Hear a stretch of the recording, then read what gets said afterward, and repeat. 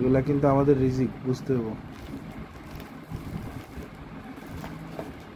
Finishing কেমন তুমি নিজে নিজে বইলো আমারে, এরা ফিনিশিং কেমন, কেমন। মাশাআল্লাহ, এটার কোয়ালিটি 100% অথেন্টিক পেয়ে যাচ্ছে। এটা যদি কফি হইতো, এটা আলাদা হইতো, এটা আলাদা হইতো, এটা বাজারে পাওয়া যায়। এটা ফিনিশিং দেখতে পারবেন, ফিনিশিং আপনি দেখলেই বুঝতে পারবেন। ফিনিশিং সবসময় চেনা যায় হচ্ছে রয়েস দেখে। রয়েসগুলো যদি খারাপ কাটা হয়, মানে যদি লোকাল কোনো ফ্যাক্টরির যদি মাল হয়, সেক্ষেত্রে রয়েসগুলো বের হয়ে থাকবে।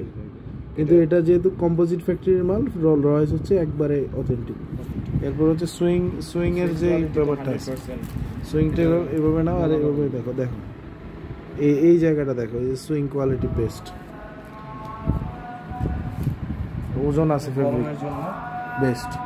আমি নিজে পড়তেছি। জিএসএম আছে 180, না এটা জিএসএম 280 প্লাস। আর এটা ফেব্রিকের নাম হচ্ছে টেরি ফেব্রিক ওয়ান সাইড ব্রাশ। এটা এই সাইডটা একরকম, এই সাইডটা একরকম।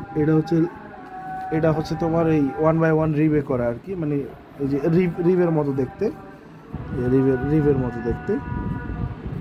এটা দেখো, এটা আবার ফেব্রিক হচ্ছে তোমার আর কি, এই যে পিওর কটনের উপর করে পেয়ে যাচ্ছেন।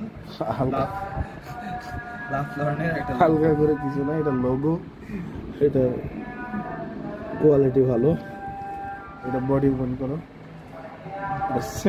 সেম তোমার সেম কালার কোটেশন, মানে কালারের কোড কিন্তু সেম। এটা কি গেঞ্জি। ও আচ্ছা, এটার সাথে পেয়ে যাচ্ছেন আবার সেম কালার, সেম কোড।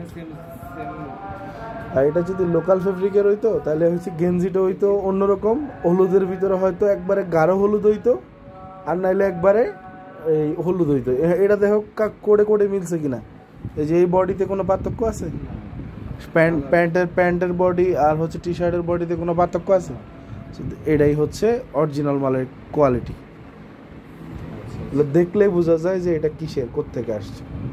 এটার যে সুইং কোয়ালিটি, প্রোডাক্টের কোয়ালিটি আলাদা আলাদা করে বেস্ট আর কি।